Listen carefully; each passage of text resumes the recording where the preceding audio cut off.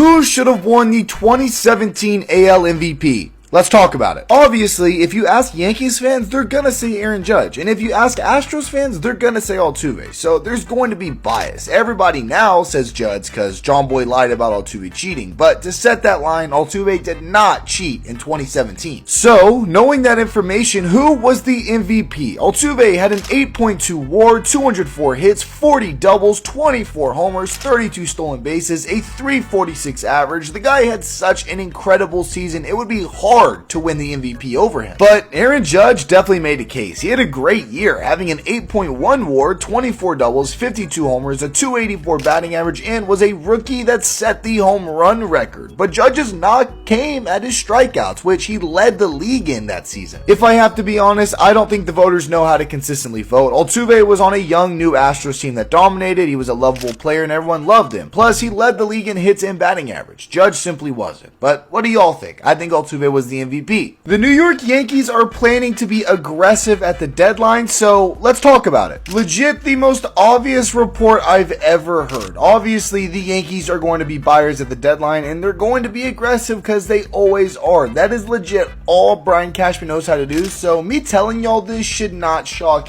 anybody. But the Yankees do have some things they need. Obviously, pitching will always be a huge want for a team like the Yankees, but their other need is over at third base, where there are some key guys that they could go after. I could see the Yankees paying high for some of the guys on the market, like Eugenio Suarez, Ryan McMahon, Yohan Moncada, and some other names that will definitely be available. They're going to be extremely aggressive at the deadline, but I don't think they get much done, to be honest. But again, it is the Yankees and they always seem to have something in store, so I want to hear from y'all. Who do y'all think the Yankees should go after at this year's deadline? Let me know down below in the comments. I'll talk to y'all, alright? If you had to pick between Jeremy Peña, Jacob Wilson, and Bobby Witt, who would you pick? This is a tough three to choose from because Peña is having a great season with elite defense, elite speed and base running ability, and elite offense as well. He is having a breakout season finally, and he could be considered the best shortstop in baseball.